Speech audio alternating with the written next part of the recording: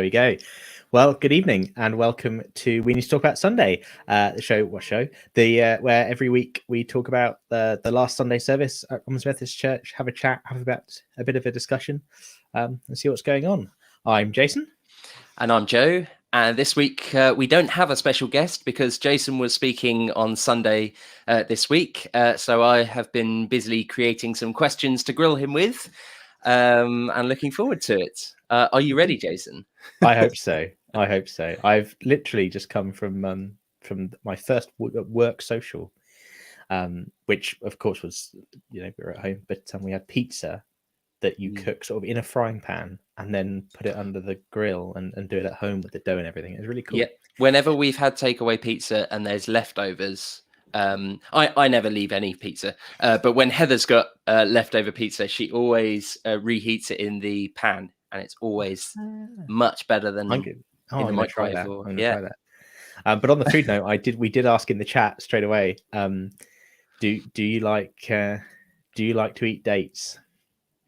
And I asked that question because obviously, of course, if people were watching the stream on Sunday, they won't know this. If you're in the building, you will know this. We had dates, and because obviously they were date palms on Palm Sunday, and they're a special plant. And obviously, I like dates. I think they're tasty.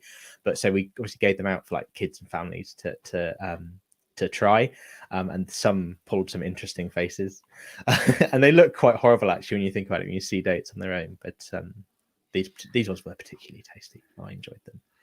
No, they weren't. You're a date hater. I am. I can't think of anything that ruins a sticky toffee pudding more.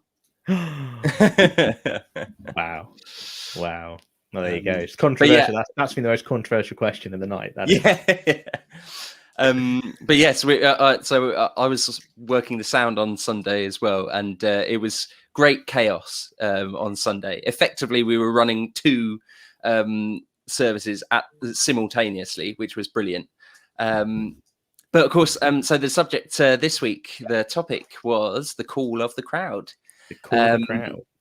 Any particular reason, Jace, why you ended up with that particular topic, or did it feel?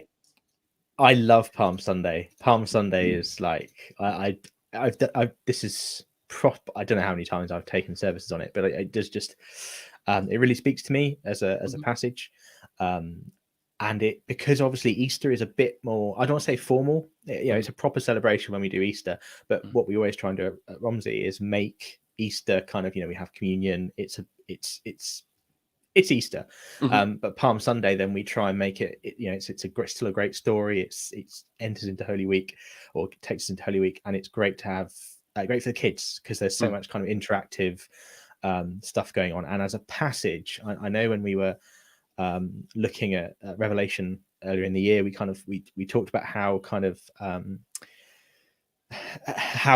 engages all the senses. You've got all this imagery and stuff going on. For me, Palm Sunday is one of those bits of the Bible where we get it's quite a rich story, and it's described, and we can kind of get an idea of the sights and the sounds, and there's like subplots going on and that kind of thing. So yeah, I really like it. And I did on Facebook, you saw I posted all of my Palm shirts. I forgot to wear one now. Oh no, this one's here we go. This one I missed. Yeah, very good. So yeah, all those things combined. Well, it's great because obviously whilst you were actually delivering your message for those of us online, those folks in the room, you were getting them to engage in all the senses, weren't you? So we were stamping on the feet and stamping on the tables to create the noise. We were waving palm branches, all sorts of things, weren't we? Yeah, tasting dates. That was the worst bit. Anyway, okay, so let's crack on with it then. Obviously, we were taken through the story, but my first question is siding with Peter and Judas, who you kind of pulled out as the highlighting those particular disciples as being disciples that very much struggled to understand Jesus, and this whole idea about misunderstanding what he has been saying. And obviously Jesus really felt like he was spelling it out to them as to why he was the route to the kingdom of heaven. But my first question is, why did Jesus have to make it so cryptic and difficult and complicated? Why does he always talk in riddles and metaphors? Wow. Yeah. Well, he doesn't always. And I think, and specifically when we take Peter and Judas as a good example, they are people who he was most blunt with about lots of things. And I know we kind of think perhaps Jesus about talking in riddles. I mean, he talked in parables, he used a lot of imagery. And depending on which parables we're talking about and how they're written about by the various gospel writers, you can kind of take it different ways. And there's probably not time for me to go into that now. But we follow, like, the people that we're following are not the kind of the average crowd that perhaps can take away the wrong kind of thing or everything. These are the people that were closest to Jesus, quite literally. Their best friend, in a sense. That's what we always say when we're explaining to kids about kind of the relationship between Peter and Jesus, that they're best friends. That they should have known better. And actually, the only reason we understand about Jesus is from reading the text. We kind of giving a bit of a fly on the wall into some of what they got up to, and as you're reading through the Gospels, you should come to understand who Jesus is. And when we look at that, we think, well, why aren't Peter and Judas? And I think part of the problem is they think they do. And this is where Palm Sunday kind of is quite becomes divisive, I think, for the disciples, as I explained in the sermon, that they think they know where this is going, and we've got this kind of moment where Jesus is being heralded as king. It's this big kind of he's putting on a show. It's a big set piece, isn't it? This riding into Jerusalem on a donkey, and that it's the victory parade almost. This is it's a triumphal. It's called the triumphal entry in the passage. But you do sort of think, well, triumph over what? Because we know the triumph that's coming is over the grave, and after the crucifixion, and after he rises again, he defeats death. They don't know that yet. It's easier to interpret a metaphor when you know where it's heading. Yeah. And so I think, as hopefully I alluded to in my seminar, I think actually what happens after Palm Sunday, it does genuinely shake them to their core that maybe Jesus isn't who they think he is. Peter denies him, Judas betrays him, but the important thing for us to remember is not to kind of treat the stories of Judas and Peter as simple cautionary tales, but to remember that Peter and Judas' actions are logical. They kind of make sense at the time when they're doing what they're doing, that they're potentially quite valid choices to be making, even if it is a betrayal of what they should have come to know about Jesus. Yeah, okay. But actually, it's not an easy. It's not an easy decision for them to betray him. Obviously, it's not an easy decision for them not to. But it's one that I guess is sensible in a way, and that I think is part of the takeaway of that for us. That it's we don't kind of wasn't Peter a bit silly? Wasn't Judas? Shouldn't Judas have known better? Than to betray Jesus? It's not as simple as that. Yeah. Great. You spoke a lot about the crowd being quite fickle when they were given the option of releasing Jesus or Barabbas. And I thought, I was thinking about our culture today. The society that we live in is quite a fickle culture still. Often if we don't like something, there's this horrible phrase that's going around: cancel culture. Cancel this, cancel that. I'll sign this petition and stop that if I don't like something, sort of thing. And I just thought, how different are we to the crowds of Jesus's time when when given that option of something that you were expecting versus something that one moment the crowd were heralding Jesus, the next moment they were damning him. I think. Well, I don't. So I don't think. I think it's easy for us to say, "Oh, they're fickle," and to again, kind of, the danger is we treat that as a simple kind of cautionary trail about. Can you hear the ice cream? I can. The ice cream van has literally just gone down our road as well. Turning around in a bit. Anyway, so it's not as simple as kind of, it's not a simple moral lesson on crowd mentality. That's not what the gospel writers are trying to do. And again, I think for a lot of these people, they're people who at least were beginning to or had put their trust in Jesus. And it looks like, again, he isn't who they thought he was turning out to be. This is the Messiah who he's been arrested, and all of the religious authorities are saying that no, you're not, he's not the Messiah. And so it's not just fickle. It's potentially a hard choice that they're having to make. And potentially there's maybe a lot of angst in there. Certainly disappointment, Yeah. And as I said in the sermon, if you're given the choice between Jesus or Barabbas, that Barabbas, the revolutionary who looks like he's going to do something, versus Jesus, whose movement kind of came to Jerusalem and then sort of fizzled out, that's how it's looking. Who would you pick? And perhaps again, it's not just a simple case of us kind of, the crowd picked the murderer. Silly crowd. It's a case of, well, actually, the crowd picked who they thought had the best chances at that time. Now, they were wrong. They're still wrong. Doesn't change that. But it's, I think it's important to try and understand perhaps the reason behind decisions like that. And then that's true for culture today. I think it's very easy to put up barriers and put up walls and to dismiss other people's views because they're not the same as ours. But obviously Jesus advocates a different kind of life, and a different way of relating to people, and understanding them and treating them as we would want to be treated, and turning the other cheek, and all that kind of stuff. And reconciling, being reconciliatory, which as we've all moved online, is hard. Because it's very easy in online without kind of context potentially, without people's faces necessarily being there. It's very easy to kind of dehumanize people and to just be a series of statements on a comment Twitter feed or something somewhere, that all that's happening is more and more anger is being generated instead of more and more peace, which is what it should be.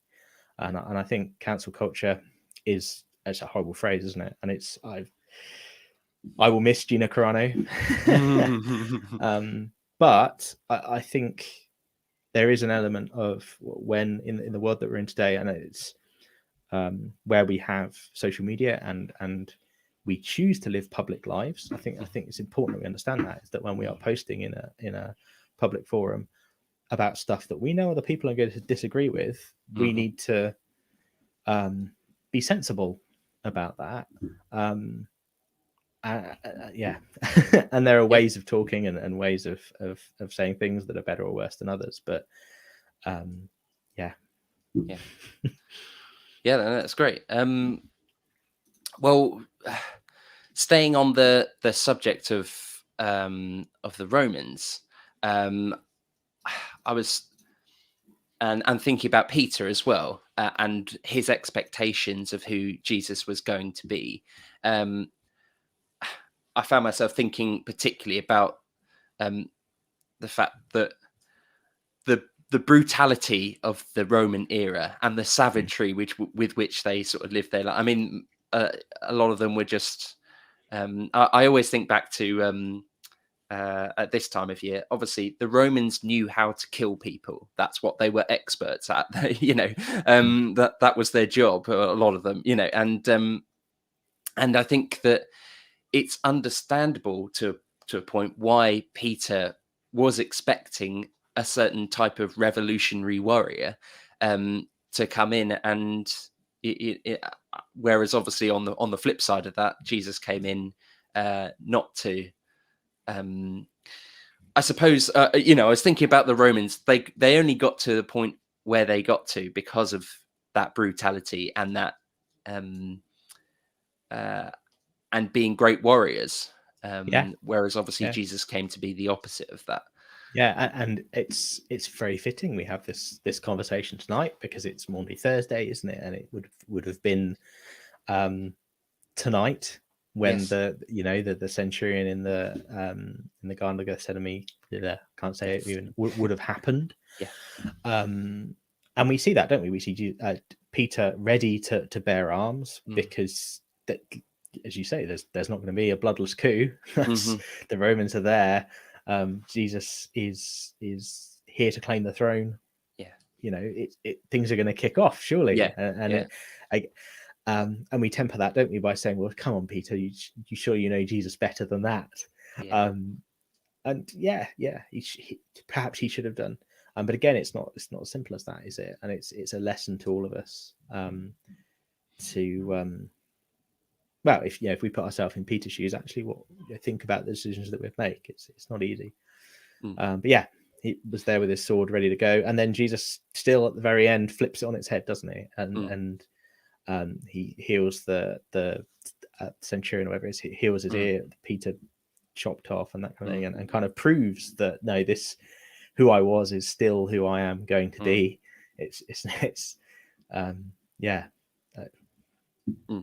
But yes, the brutality, right? I think whenever we're reading the New Testament, it's so important to understand that context and bear that in mind, the horror of not just kind of the reality of death and that kind of thing, but the fact that like the Romans enjoyed it. Death was entertainment. It's Jesus being on the cross is a spectacle. That's a fun day out. And it's some of the people that, and power as well. Does it? It shows their dominance. Yeah, absolutely. It's so some people, we think about Good Friday and we go to these services and we are very mournful and very calm and quiet and prayerful and that kind of thing, even if we're having, like, when we could have witness outside and do that kind of thing, but when it happened, it was noisy and there were people there that were having a good time as our Savior was dying. It's horrible to think about, but that was the reality of that world. On a similar note, I always find that particularly during Lent, certainly in this last week building up to it, to Easter, I personally find the brutality of Jesus's death very sobering. And actually, I don't want to say this insensitively, but I find that it does help my faith by thinking of that sort of savagery in the way that he was killed. I mean, even so, because the Bible even says it when it says that Jesus was killed, even death on a cross, sort of thing. It's it was the worst possible way of that they could have that they could have killed him. And just knowing that sort of that Jesus had sort of committed himself willingly, and he and sort of he knew what sort of agony he was going to be enduring. For me, I find that a particular sort of particularly helpful to visualize it that way, because it highlights that sacrifice of love, knowing that you're going to go into something truly awful, the worst thing that you could imagine. Doesn't that just highlight his love in comparison to that? Yeah, absolutely. And also, just thinking about it now, like if you thought, if you were at this point in time in that Holy Week, you were one of Jesus' disciples, and you thought that this wasn't going to work out, then you knew what the stakes were, right? You knew that Jesus was likely to end up like that, and perhaps that's something again to factor into those kind of conversations and those weird moments that we think are weird that Peter and Judas etc. have, that they know what's they know that something like that could happen because of what's going on, I think. Yeah. Well, I find that, particularly in Lent, I find that the more I think about the way in which Jesus was killed, I find that particularly helpful for my own faith, because it highlights that sacrifice. Yeah. But you mentioned something that we said that we would be discussing this today in the podcast, which is Lewis's trilemma. Oh yes, yeah. Let's discuss. 10 points. 10 points. Well, it's an interesting one, isn't it? It's if anyone's not familiar with it, then Google it. Lewis's trilemma, like dilemma, but with a try in front. And it's a kind of a thought or an argument, I guess, an apologetic argument from C.S. Lewis that's kind of, well, Jesus existed. His history teaches us that, Jesus was a real man who lived and died, and rose again. And you have to have an opinion about that, right? You can't not. Jesus doesn't let us have that. We don't have the luxury of not picking sides, I guess, almost, because if Jesus is who many people say he was, then it's too serious a proposition to not take seriously, if you see what I mean. I'm probably not explaining it very well. But, no, I get what you mean. The stakes are too high. Yeah. And so the kind of the point that Lewis makes is that you have to come down kind of on one of three sides in deciding that. Either Jesus was insane, or he was just evil, or he was is the Son of God. And he is exactly who he says he was, and who many millions of Christians believe him to be. Billions of Christians believe him to be. I saw it sort of broken down as a sort of easy flowchart, whereas if Jesus exists, effectively you've got two options from there, which is he says that he's the Son of God, or he's and therefore so he says that he's the Son of God, so you can either believe him that he is, and he is, or he's otherwise, or it's not true, and that stems off into two other options. Yes, the lying or the insane, effectively. Yeah. So, actually, I can quote. I can read C.S. Lewis's quote here if that's helpful. Let me read it, because it's and people can look it up as well. It says. He says this in Mere Christianity. I'm trying here to prevent anyone saying the really foolish thing that people often say about him, that I'm ready to accept Jesus as a great moral teacher, but I don't accept his claim to be God. The one thing that we must not say. A man who is merely a man and said the sort of things that Jesus said would not be a great moral teacher.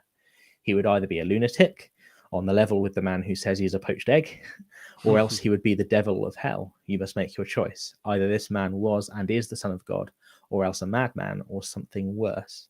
You can shut him up for a fool, you can spit at him and kill him as a demon, or you can fall at his feet and call him Lord and God. But let us not come with any patronizing nonsense about his being a great human teacher. He's not left that option open to us. He did not intend to.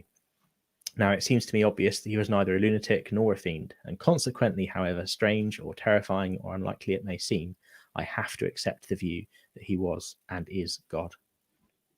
Sorry, it was a longer quote than I was expecting there. No, yeah. But yeah, that's it. And the arguments then with regards to liar or lunatic is the gospel, right? It's what happens in the Bible, and you weigh it up and you look at what happened, what he said, what he did, what other people say he said and did, and were witnesses to, and draw a conclusion from that. Which obviously we believe. Yes. That he was and is God. I think it's an interesting thought, but I guess particularly if you were talking to someone who isn't a believer, because history states that Jesus was a human being, he was around. Okay, so that is fact. Hmm. So where do you come down in terms of, if you're believing, effectively, are you believing that he may have been a man, but was he God? And I think it's an interesting way of bringing it down that way. You can't Yeah. just assume that Jesus didn't exist. No. Yeah. And I think that's an interesting way, and it's kind of why I mentioned it. It's an interesting way to kind of think about, again, the stories of Peter and Judas or any other the disciples during Holy Week. That if they're trying, if for them Jesus has to fall into one of those three things, what at any given point in Holy Week are they going to pick? And depending on what day it is, you might come up with a different answer. In fact, we can see that you come up with a different answer. Judas clearly had a different answer to Peter. A day later, Peter had a completely different answer again. Yeah. 3 days later, so yeah. Something that you mentioned at the end of your sermon was kind of asking this question as to who we identify with, either Pharisee, crowd, or disciple. Or and I sort of tried to boil it down to maybe one question on each, and I just wondered whether you had any thoughts about it. You know, when you said that, do we identify with the Pharisee? I basically sort of said, are you unconvinced about who Jesus is? Effectively, are you still not sort of, is jury's out on Jesus on who he is? Maybe we come into that category. The crowd was, I sort of thought was, well, how is your faith really doing? Is because when you mentioned about the crowd, it's yeah, maybe you go along to things now and again, and you sort of dabble in the idea of church. And I say church different to faith, you know, because sort of view faith as that more sort of personal connection. And then the third one was disciples, as to could we be doing more to know who Jesus is? And I just wondered if those sorts of questions that ran on with those characters was sort of what you were aiming at. And yeah, I mean, I think I guess as a story, as I mean, hopefully you don't identify with the donkey owners, because yeah. maybe your donkey's been stolen, then you would. But yeah, sorry, I glazed over that one. So I didn't really mention that one in that list, did I? But I guess the point is that the passage kind of gives us a bit of actually, so just the passage, if you look at it in all the Gospels, which I recommend anyone kind of wanting to look at the story of Palm Sunday does, because all of the Gospel writers actually do add in a little bit of something a little bit different. Right. That they have a different take on it. They when they chose to write down, actually, this is what's important about this day, they all picked something slightly different. Yeah. So it is worth, when I say about the passage, I mean really is all three, the story as it exists in all the Gospels. But what's interesting about it is you do get kind of a little glimpse into lots of different people and how lots of different people feel about Jesus, and that they are all quite distinct from one another. We've got the bad Pharisees, potentially the good Pharisees. We could talk about that a bit if you want, but it's an interesting one. Yeah. You've got the crowd, you've got the disciples, and we do get a little bit of we get a peek into each of their worlds through this story, and are given a sort of a slightly different view of Jesus. And I think that is really helpful for us today to be thinking about and using those kind of people as models for everyday people and how they might be feeling about Jesus at the particular point in their faith journey that they are. Like I say, the Pharisees, I think no one would want to identify with a Pharisee. Maybe some people would kind of look at the Pharisee and think, oh gosh, yeah, I've been taking, I've been looking at Christianity too religiously and not faithfully enough. Or purely just sort of unconvinced of Jesus being the Son of God. Yeah. And obviously we all know people like that, don't we? And it's kind of, again, it's a kind of a prompt to them to say, well, actually, look, here are some people that weren't sure either, and look how it turned out for them, look how it turned out and how their minds were changed. So maybe you can identify with them. So same with the crowd, and I guess to kind of again, so we don't kind of fall into that trap of treating the people in the Gospels as merely sort of objects in moral lessons. They're not. They're real, living, breathing people who had thoughts and hopes and dreams and opinions. When we reduce them into these kind of just moral actors, we lose part of our ability to then connect with the story and to connect with the text and understand what's going on. So that's why I kind of brought them out like that. And again, with I forget who the others I talked about. Well, yes, so then the disciples, obviously, it's very easy, just as a kind of hint to not be too complacent in our faith, to not kind of, you can't complete Christianity. You can't be 100% there. That's not how it works. So remember that. And yeah. Well, that's interesting, because ultimately I felt like I was taking away two very personal questions for me and my own faith, which was, how is my faith really doing this Easter? And from that, could I be doing more? Ultimately, that's where I sort of, so I guess that I sort of end up being in a middle camp, I suppose, in terms of how it would fit with the metaphor, sort of somewhere in between the crowd and the disciples. A distant disciple, a close crowd member, but in terms of that metaphor, I don't think it works that well. I just mean in terms of sort of how to ask myself of where I'm at, and I thought personally that's what I was taking away from your message, as to what could I be doing more this Easter, I suppose. But that's what I found particularly helpful. I hope that was something that you were expecting us to maybe take away. Because Easter, it's kind of and I guess it kind of comes into halves, doesn't it? We have sort of the before and the after of Easter, and I think it is right that the sort of before Easter is more reflective, more potentially, I don't like to use the word inward looking, but perhaps a bit more self-searching, and a bit more about our faith and coming to spend time with Jesus, to know Jesus better, to spend time in communion with him and in prayer, and obviously if in Lent, in fasting as well, whatever that looks like. And then you have the kind of after Easter, of where after that period of, I guess, preparation for us, like we think about Jesus being prepared in the desert, after that period of preparation for us, we go out there and we make the noise.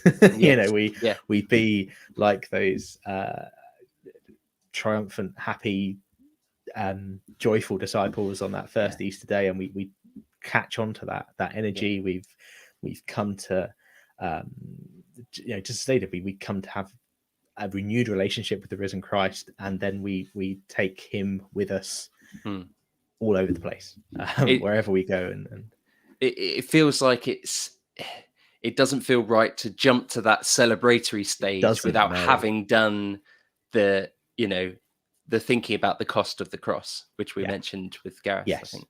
And in a way, we're kind of preempting the emotion already, aren't we? It's Thursday. It's not. It's not. Or is that? I love. There's a song, but from it's Tree 63, and the lyrics are basically sort of it sounds quite depressing as a song, but it's called Sunday. But the lyrics are, it's Friday, but Sunday is coming. And it's the kind of Sunday, hallelujah, is not so far away, is the chorus. And it's just it's a good way of thinking about that kind of juxtaposition, that we know what's coming. It's important to not jump to all the happy churchy things that happen sort of post Easter without sort of that thinking about where your faith sits, I suppose. It's a good way of doing it, I think. Well, thanks. Yes, and I was going to say I mean, it got me thinking, and I really appreciated the message, and and it was great to be in church on Sunday and see how it was full of all these families, and it was just lovely. So yes, I might have a photo I can share. Brill, yes. And in the meantime, I should say, obviously, this Sunday is Easter Sunday, and you're not welcome at church because it's all sold out. Wow. Crumbs. You're definitely, you're welcome. Yeah. Someone might not let you in. You're definitely welcome. But obviously on tomorrow, Friday, we do have the Open Prayer Labyrinth all afternoon. Is that right? Yes, I hope so. I should have looked this up, shouldn't I? But I think there are still spaces website to book for that. So I shaved down Easter, but yes, it's not necessarily not necessarily the way we'd like to do it, but it's the best we can do, and I'm hopeful and pray that it will be a meaningful time where people can really come to reconnect with Jesus, with their faith in an Eastery way. But this is Sunday morning. It's only a second because it was a photo I took, not a video, but you can see the waving of of palms. They were huge and surprisingly heavy and spiky. And spiky, yeah, they're quite sharp to hold. But we have to thank Martin Plum for bringing them, because they were great. At a previous Palm Sunday service, I borrowed some of Martin's palms. He grows all kinds of palms, and I dotted them all around the church. And I think it looked great, but unfortunately we couldn't do it on Sunday. But I did it with the Union Jacks and Union Jack bunting as well. And on that kind of point of, to the people at the time, it's like the national flag is what the palm represents to them. It's very much like when we wave that. And I presume we're getting near the end, I'll also share this fascinating thing with you. Is one of the interesting things about Palm Sunday. This is the type of palm that they would have waved. It is a Judean date palm. And what's really interesting about that particular date palm is that it's the only one that's alive, I believe. They might have grown another one. And it came from a date stone that was, so as they were digging, like archaeology, pulling up bits of Jerusalem, as they were getting through Herod's palace, they found a jar full of date stones, like 2,000-year-old date stones from the time. Had a go at growing it, and that's it grew. Amazing. And so I think it might be more, but certainly at the time that they initially planted it, it's the only Judean date palm left in the world. Amazing. It's just a fascinating thing that links back to, again, it's really saying that history, that Jesus was real, and this is this is a living date palm from a stone in a place where we know Jesus went. It's just fascinating to think about that potentially that date palm was sat there on the shelf. That's amazing. While Jesus was there. But well, brilliant. I mean, thanks. That's thanks very much for answering my questions, and for your message on Sunday. I thought it was brilliant, and thanks everyone for watching. Yes. And Jace, do you want to lead us in a prayer before we end? Yeah. Let's do it. Bath time's just got noisy next door. Sounds exciting in there. Yes, shall we pray then? Let's do it. Father God, we thank you that we can know Jesus.